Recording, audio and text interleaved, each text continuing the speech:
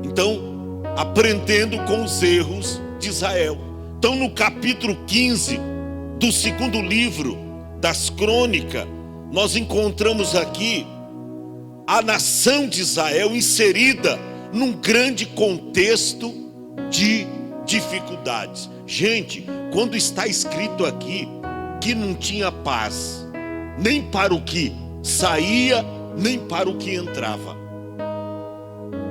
Não tinha paz, está escrito aqui no versículo de número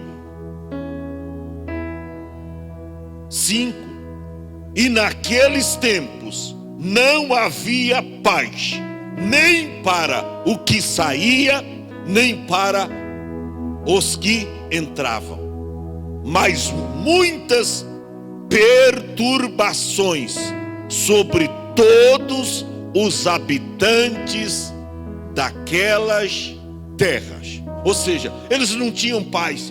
E ora, nem os que entravam e nem os que saíam tinham paz. Por quê?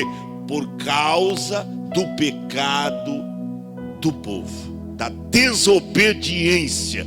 Tem lares por aí que estão em ruína, que já não gera, não goza mais de paz, de alegria, da manifestação de Deus e do Espírito Santo.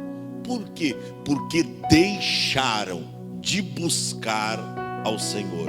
Deixaram de buscar ao Senhor. Então, o que aconteceu aqui? Deus sempre levanta um homem. Deus sempre levanta alguém. Sempre tem alguém para Deus usar. Sempre tem alguém. Nos tempos de Elias, ele pensou que tinha ficado sozinho como profeta. Aí Deus disse: não, você está equivocado, Elias. Eu tenho mais 7.000 joelhos, além de você, que não se dobraram diante de Baal. Então Deus sempre tem alguém para usar. E a Bíblia diz que nesse tempo, tá, no verso 1, veio o Espírito de Deus sobre Azarias, filho de Obed. Era um profeta. Azarias era um profeta do Senhor.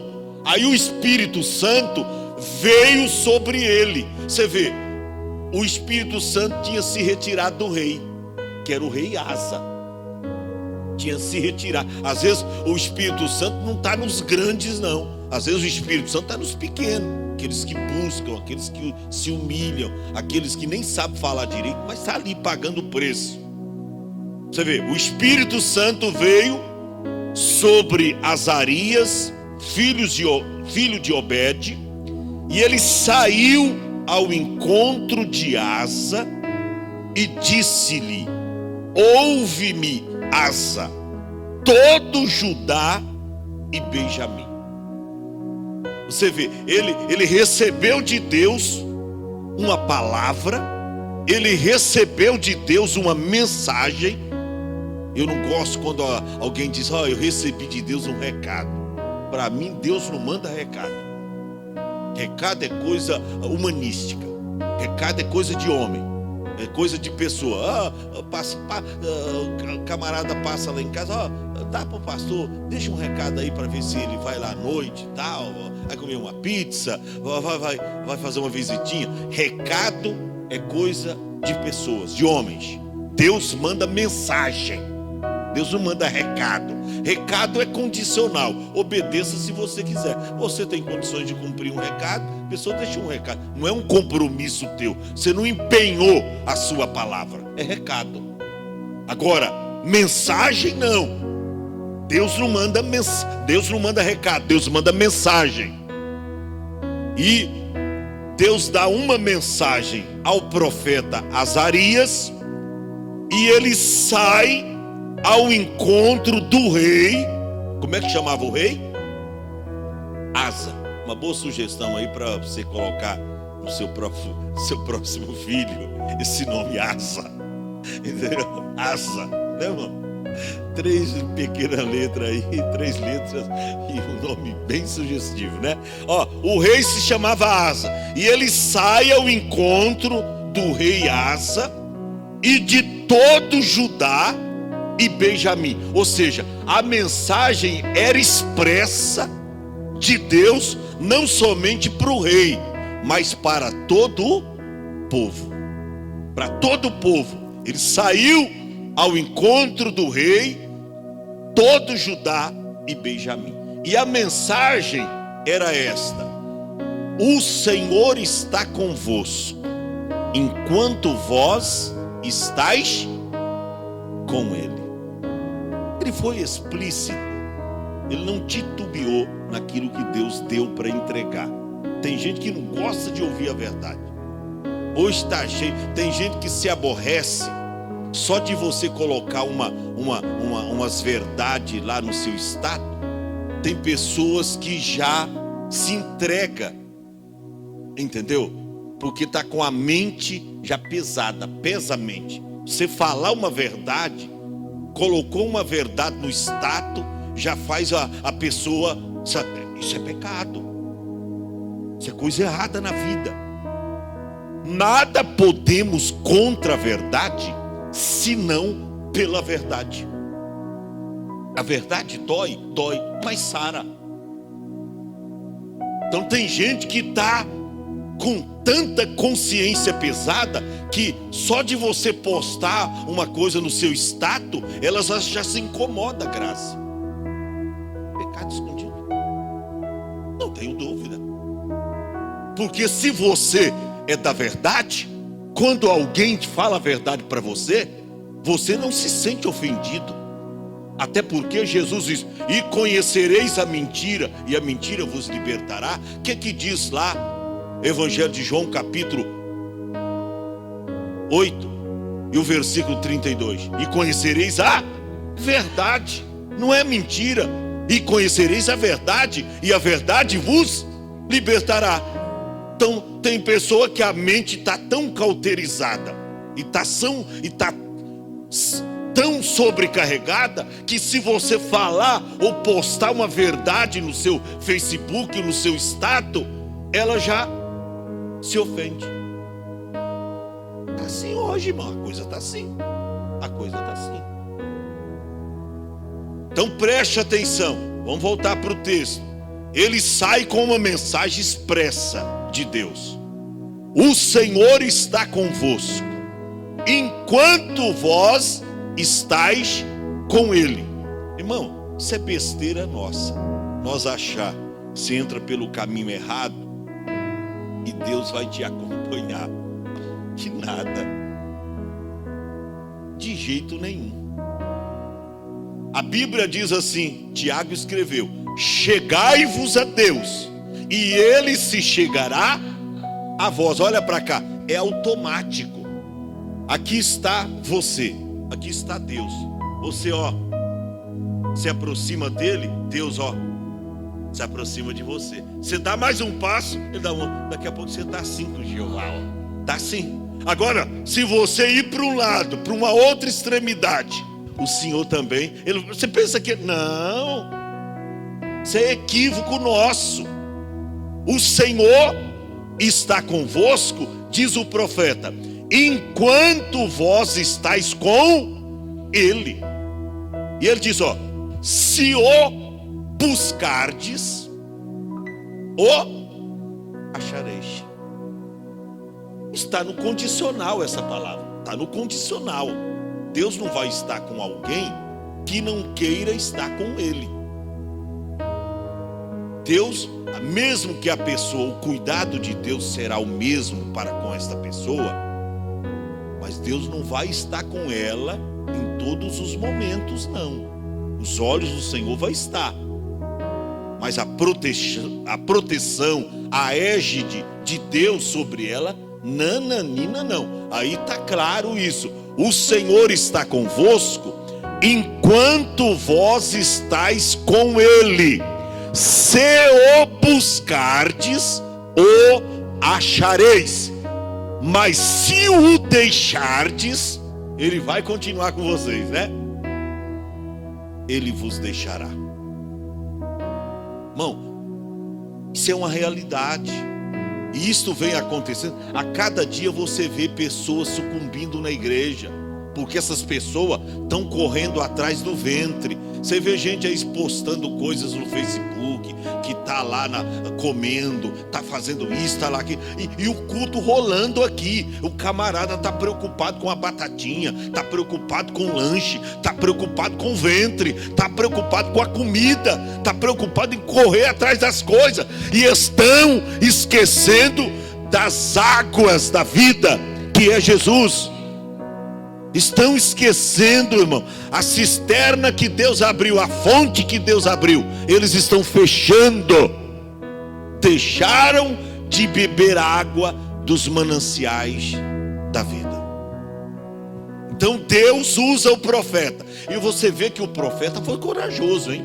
Chegou, meteu o dedo no nariz do rei Asa e disse: ó, rei Asa, eu quero te dizer uma coisa: o Senhor está convosco enquanto vós estáis com Ele. Se o buscardes, o achareis. Porém, se o deixardes, Ele vos deixará. Virou as costas e foi embora. Entregou a mensagem, não titubeou e foi embora. Aí, olha o que diz o versículo 3. Diz assim: e Israel esteve, eu estou lendo aqui na minha tradução, ali muda as palavras, mas é a mesma coisa, estou familiarizado com a minha. E Israel esteve por muitos dias sem o verdadeiro Deus, sem sacerdote que o ensinasse e sem lei. Olha a condição de vulnerabilidade que Israel estava.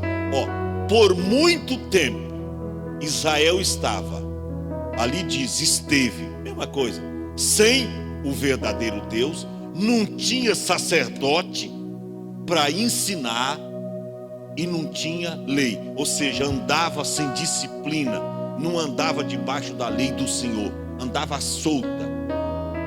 Ou seja, conforme o seu parecer, conforme o seu nariz. Hoje tem gente que é assim, mano, quer andar de qualquer jeito. Quer andar de qualquer jeito. E quando você fala, você chama atenção, as pessoas não gostam. Pessoas que perderam totalmente o temor do Senhor.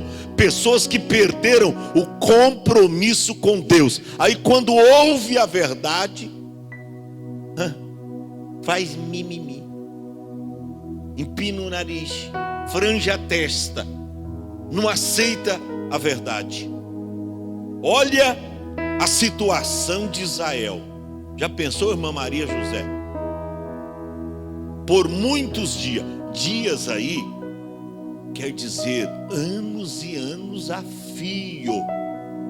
Não é alguns dias, meses, não. Anos e anos passaram-se, e o povo lá sem Deus, sem sacerdote, porque até o sacerdote se desviou, e sem lei. Ou seja, lei quer dizer o quê? Palavra. O povo não tinha palavra. O povo não tinha palavra. E a nossa geração hoje não se preocupa mais com a palavra. Não se preocupa com a palavra. O povo não está nem aí com a palavra, irmão.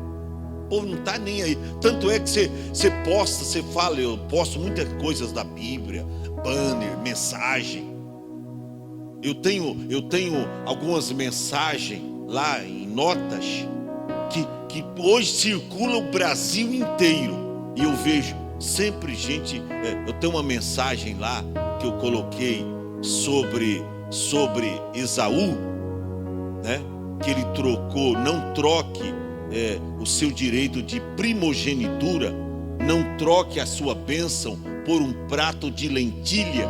E esse post meu tem milhares de curtidas, e eu vejo sempre lá alguém, sabe, o que tem de gente nas redes sociais, mas o número é pouco ainda de pessoas que gostam de uma mensagem séria, de uma mensagem de Deus, de uma mensagem exortativa, corretiva, admoestativa. e até repreensiva. São poucas as pessoas que gostam de ouvir a verdade. Então, por isso que Israel, por muitos dias, por anos, esteve sem o verdadeiro Deus, sem sacerdote que o ensinasse e sem lei, sem disciplina, sem palavra de Deus. Aí no versículo 4 diz: mas quando, porém, na sua angústia, olha aí, nosso problema é este. Deus precisa enviar o problema. É por isso que o problema enfiou na casa de alguns e não vai sair até a vinda de Cristo. Porque se sair, o camarada se desvia. Ele tem que estar enfiado com o nariz no problema. Ele tem que estar lá no desemprego, irmão. Deus quer dar para ele, Francisco. Você ri, mas eu também ri. Deus quer dar para ele ou para ela uma vida tranquila. Mas não dá, porque se Deus tirar o problema, ele se desvia. Aí Deus tem que dar angústia, o problema. Olha lá. Quando, porém, na sua angústia, vinha o problema, aí eles voltavam para o Senhor, Deus de Israel, e o buscava, aí eles encontravam. Porque Deus é um Deus misericordioso, e quando você o busca de todo o seu coração, você o encontra. E aí eles, na angústia, no problema, na dificuldade, vindo a correção, a disciplina de Deus, eles buscavam ao Senhor Deus de Israel e eles o achavam, porque Deus é misericordioso. Quando você o deixa, não tem como ele estar com você, mas quando você se volta para ele, ele se volta para você. Aí de nós, se Deus, quando eu estava precisando da sua companhia, você não quis andar comigo. Agora, meu filho, se vira. Já pensou se Deus fosse assim, hein? Porque esse é o pensamento do homem. Você não quis andar comigo? Você lembra de Paulo com Barnabé, quando eles tiveram uma desavença? Paulo disse, quando eu precisei de você não quis andar. Olha a mentalidade do homem, até o homem de Deus, Paulo. Agora, meu filho, agora eu não vou permitir você andar comigo, não. Deus não é assim. Deus se voltava para o seu povo. Aí no versículo 5 que nós já lemos, e naqueles tempos, ou seja, por vários anos, naqueles tempos, você vê, não tinha paz, nem para os que entravam, nem para os que saíam, ou na ordem cronológica da Bíblia aí, nem para os que saíam, nem para os que entravam, mas havia o quê? Perturbações sobre todos os habitantes daquelas terras. Você vê, sofre criança, sofre adolescente, vem pestilência, vem fome, vem seca, vem sede, vem problema. Às vezes sofre até os inocentes, que não tem nada a ver com a situação dos grandes, que nem pecaram, alguns que nem nasceram ainda, estão sofrendo no ventre de suas mães. Por quê? Desobediência do povo. Um retrato dos nossos últimos tempos, dos nossos últimos dias. Olha aí, eles não tinham paz, não tinham. Aí o versículo 6 está escrito assim: porque gente contra gente e cidade contra cidade olha aí, irmão, guerra. Gente contra gente e cidade contra cidade se despedaçavam. Ou seja, Deus tirou a paz deles. E o verso 5 prova que ao invés de ter paz, eles tinham conturbações ou perturbações. Ou seja, não tinham paz. E não tendo paz, a pessoa que não tem paz vai fazer o quê? Guerra. Aí o verso de número 6 diz que nação contra nação e até cidade contra cidade. Isso, no mesmo povo, a Bíblia diz que um reino que combate contra o outro reino, e é o mesmo reino, e hoje nós estamos aí, uma igreja falando mal da outra. Uma igreja é um reino. Um reino combatendo contra o mesmo reino não subsistirá. Então hoje está assim, irmão contra irmão, e a coisa vai por aí. Então preste atenção. Assim estava a nação de Israel, pois nação contra nação e cidade contra cidade se despedaçavam, se tornava em pó, em ruína. Por quê? Porque Deus as conturbara. Você vê que tinha a mão de Jeová ali. Tem umas pessoas, irmão, que Deus nesses últimos tempos, pode ter certeza, vai começar a colocar a mão. Tem alguns casos aí que eu oro, eu digo: Senhor, eu já fiz tudo que tinha que fazer, um pouco mais. Só as tuas mãos. Só as tuas mãos. Porque tem coisa que não tem mais nada para a gente fazer, irmão. Não tem. Aí é só a mão de Jeová. Só a mão de Jeová. E aí vem enfermidade, vem problema, vem adversidade, vem desemprego, vem fome, vem ruína, vem problema, conforme está escrito no versículo aí. Gente contra gente e cidade contra cidade se despedaçavam. Por quê? Porque Deus os conturbara com toda a angústia. Ou seja, Deus os entregou aos problemas. Ontem eu disse aqui, e é uma grande verdade, que muitas vezes, presta atenção no que eu falei aqui ontem, Deus nos permite trafegar próximo aos problemas para a gente conhecer quem Ele é. Cá, no meio dos problemas, para a gente saber quem é Ele, tá? Mas em cada dificuldade que nós enfrentamos, tem uma promessa de Deus de livramento nos esperando. Mas Deus é assim. Tem hora que Deus permite, não é na sua vontade plena que isso aí aconteceu. Deus não queria isso para o seu povo. Você pensa que Deus é um Deus vingativo, um Deus carrasco? Não é. Poxa, mas é tanta desobediência. A Bíblia diz, Paulo escreveu sobre isso, que para os filhos da desobediência vem a ira de Deus. O que você faz com um filho desobediente? Dá cafezinho na cama para ele, leva um pãozinho, comidinha quentinha, roupa lavada, e ele desobedece, e você sempre... Chega uma hora, meu filho, que você vai pôr o camarada para fora, você vai dar uns tapas nos ouvidos dele. Meu pai dizia, tapa no ouvido, você ficava surdo, irmão. Isso aí é para aprender.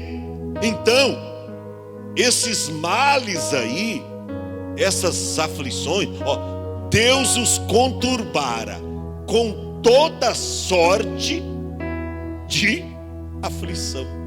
A minha tradução diz, com toda a angústia.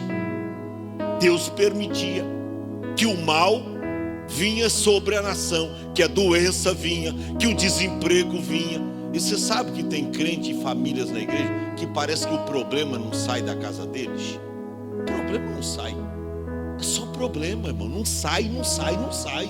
Mas por quê? Desobediência. Desobediência.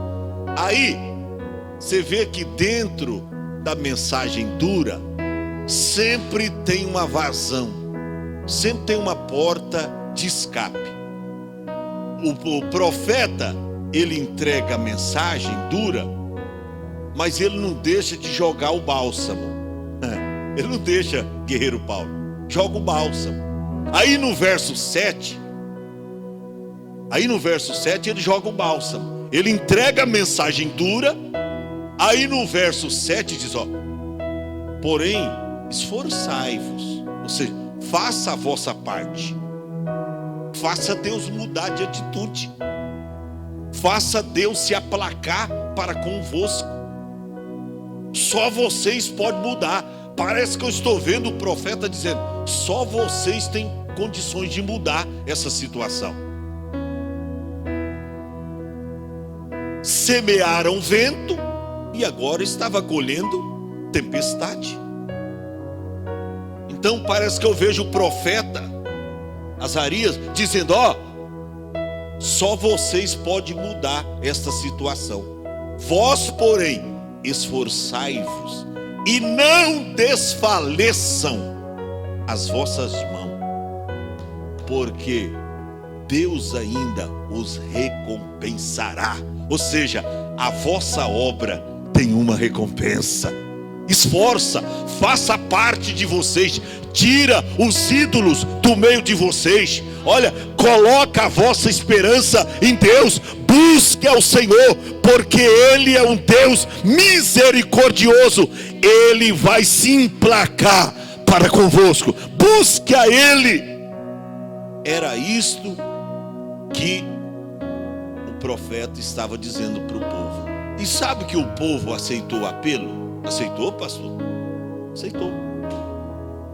Versículo de número 8 está escrito assim: ouvindo, pois, Asa as palavras e a profecia do profeta.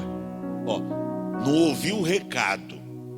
Eu já disse que Deus não manda recado, Deus manda palavra, Deus manda mensagem. Diz a Bíblia que naquele momento, quando o profeta Azarias, filho de Obed, entregou a profecia para o rei Asa e para o povo, está escrito: e ouvindo, pois, Asa estas palavras e a profecia do profeta, filho de Obed, esforçou-se. Qual era as últimas palavras do profeta? Esforçai-vos e não desfaleçam as vossas mãos, porque a vossa obra tem uma recompensa. Aqui diz que ele acabou de ouvir a profecia do profeta e ele esforçou-se e tirou primeiro as abominações de toda a terra de Judá. Ou seja, a terra estava cheia de ídolos, de incredulidade. Eles arrumaram para si deuses estranhos, que não ouve, que não responde, que não pode abençoar ninguém. Então, ele ouviu a mensagem. Então, o nosso problema hoje, eu acho que a gente é até um pouco mais ruim do que o povo de Israel. Porque o povo de Israel fraquejava, mas quando Deus falava, irmã Maria, o povo dava ouvido. O povo se voltava para Deus. E hoje tem gente que a mente está cauterizada, irmã, aí dentro. Que Deus fala uma vez, 2, 10 vezes, e a pessoa não muda. Não muda. Olha aí, diz que ele ouviu, se esforçou, tirou todas as abominações da terra de Judá. Está escrito no verso de número 8. Que mais que ele fez? E de Benjamim, como também das cidades que tomara nas montanhas de Efraim. E olha o que vem depois do ponto e vírgula: e renovou o altar do Senhor. Preste atenção, o altar do Senhor estava quebrado. Aí o rei renovou o altar do Senhor, que estava diante do pórtico do Senhor. Ele atendeu a profecia. O nosso problema é que nós não estamos atendendo mais isso aqui. A Bíblia diz assim: não desprezeis as profecias. Aí lá em Provérbios está escrito: não havendo profecia, palavra de Deus, o povo se corrompe. Hoje não tem, as igrejas não têm palavra. Pastor, abrir a Bíblia para falar isso aqui não atrai adeptos não para a igreja. Isso não atrai, isso aqui que eu estou falando, atrair pessoa para a igreja? Não. Pelo contrário, tem alguém que se sente meio machucado, em vez de pegar o bálsamo de Gileade, a cura, a palavra, se apropriar da palavra. Opa, o negócio está estreito, Deus está me corrigindo, ele cai fora, vai para outra igreja. coisa está assim. Quem ficar esperando hoje igreja cheia, lotada, não pode pregar a verdade. Pregou a verdade, ó. Você lembra quando Jesus lá no capítulo 6 do Evangelho de João começou a pregar a verdade? Tinha uma multidão, uma igreja cheia com ele. De repente, ele dá uma palavra dura, só fica 12. Aí começou um para um lado, outro para o outro. Jesus disse: ó Pedro, vocês não querem ir embora também não? Mas Pedro estava convicto, ainda que o Senhor dava umas na orelha dele para ele se endireitar. Eu disse: Senhor, para onde ou para quem iremos nós? Só tu tens as palavras de vida eterna. Então não tem escapatória, é Deus ou o diabo, se a gente preferir. Mas preste atenção, o que me chama a atenção é a atitude do rei Asa, porque ele deu ouvido à palavra, à profecia do profeta, e ele renovou o altar do Senhor. No verso de número 9, diz que ajuntou todo Judá e Benjamim, e com eles até os estrangeiros de Efraim, de Manassés e de Simeão, porque eles tinham vindo para Israel em grande número, e vendo que o Senhor, seu Deus, era com ele, então eles estavam residindo ali também em Israel. O verso 10 diz: e ajuntaram-se em Jerusalém no 3º mês do 10º ano do reinado do rei Asa. E no mesmo dia, o que eles fizeram? Ofereceram sacrifícios ao Senhor do despojo que trouxeram, 600 bois e 6.000 ovelhas. Olha aí, ofereceram sacrifícios a Deus. Não tinha como Deus não mudar aquela situação. O povo mostrou arrependimento, e a Bíblia diz que aquele que confessa e deixa alcançará misericórdia. O povo se arrependeu. Aí o versículo de número 12 me chama a atenção.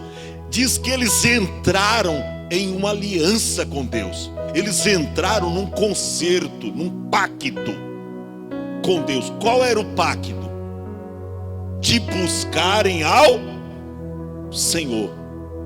Mas, buscarem ao Senhor, Deus de seus pais. Mas buscar como? De todo coração e de toda a sua alma. E o verso 13 é mais contundente, porque diz assim: e de que todo aquele que não buscasse ao Senhor Deus de Israel, o que aconteceria? Morresse. Ali diz: fosse morto, tanto pequeno como grande. Olha para cá, tem muita gente por aí morrendo, espiritualmente falando.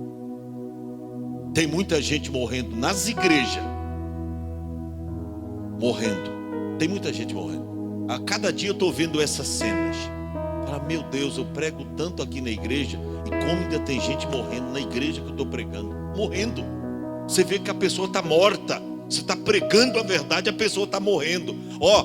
Eles entraram numa aliança de que todo aquele que não buscasse ao Senhor Deus de Israel fosse morto. Aqui diz: morresse, tanto pequeno como grande, tanto homem como mulher.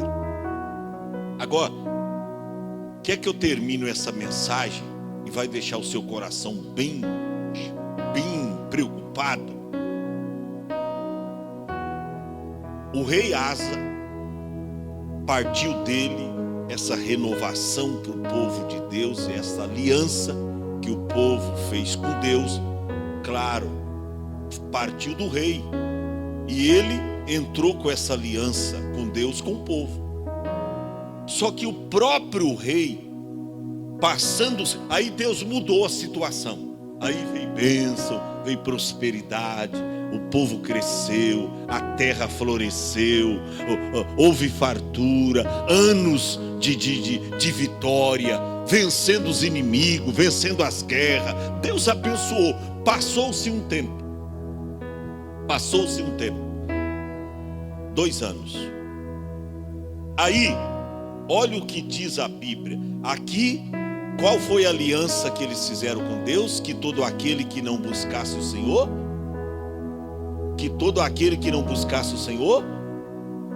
seria morto, ou morresse. Na minha tradução, morresse.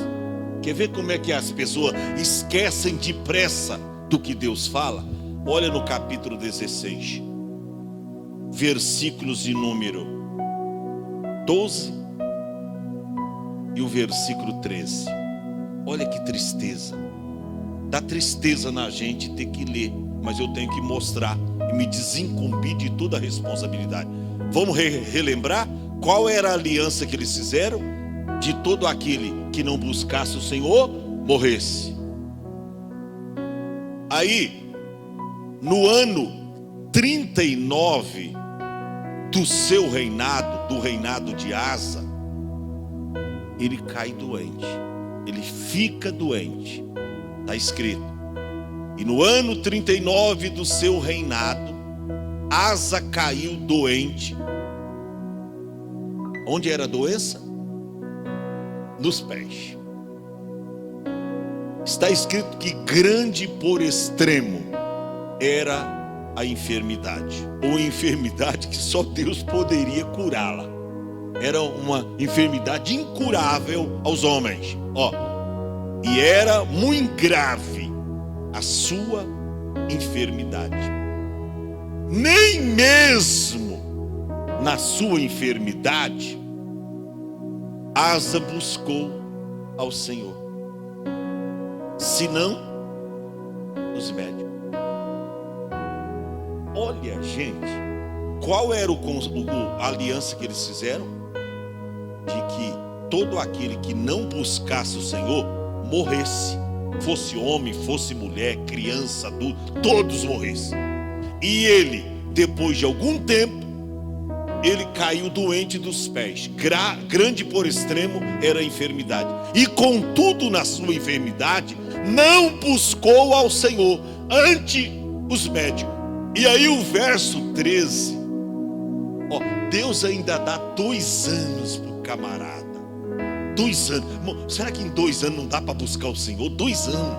Deus, foi no 39º a doença veio. 39 anos. Quando estava 39 anos no seu reinado, ele ficou doente. Ele só morreu no ano 41. 2 anos depois. Ele teve 2 anos de tempo. E Asa dormiu com seus pais, morrendo no ano 41 do seu reinado. Ou seja, no ano 39 ficou doente dos pés. Qual era a aliança que eles haviam feito com Deus? Que todo aquele que não buscasse o Senhor Deus de Israel morresse, fosse criança ou fosse adulto, pequeno ou grande, homem ou mulher, morresse. E ele passou-se algum tempo, ficou doente. Ao invés de buscar o Senhor, ele buscou os médicos. Isso não é um retrato hoje? A Bíblia diz lá em Tiago, capítulo 5, a partir do verso 14: está alguém entre vós doente? Chame os médicos. Amém? Chama quem? Isso é uma ordem bíblica? É uma aliança. Chama os anciãos, chama os oficiais da igreja e orem sobre ele, ungindo-o com azeite em nome do Senhor. Hoje as pessoas ficam doentes, ao invés de cumprir ou fazer cumprir essa palavra da Bíblia, o que eles fazem? Corre para o médico. Quando não tem mais jeito, está desenganado, a coisa está preta, vai morrer, aí corre para a igreja. Estão invertendo as coisas. Está alguém doente, não é para correr para o médico. Não está proibindo de ir ao médico, tá? Não está proibindo, mas vai lá primeiro. Por quê? Porque muitas situações de doenças graves e até óbito poderia ser evitada se a pessoa cumprisse o que está escrito na palavra. Porque eu já vi, eu dei um testemunho aqui de uma irmã, a irmã Ruth, que era dirigente do ciclo de oração, lá numa igreja interiorana, que Jesus ressuscitou a irmã. Eu tive lá com o irmão José orando em lágrima. E Jesus, a irmã tinha problema no coração. E a gente dobrou o joelho, orou em lágrima, e Deus ressuscitou, fez um milagre lá. Mas por quê? Porque caiu doente na hora, o filhinho correu lá na porta da minha casa, bateu: pastor, a mãe morreu, a mãe está morrendo. Cheguei lá, a irmã desacordada, fizemos a oração da fé, conforme está escrito aí, e Deus deu vida novamente para a irmã. Ô irmão, vamos fazer cumprir a palavra. Isso aqui fica para nós o exemplo, aprendendo com os erros de Israel. Fica em pé.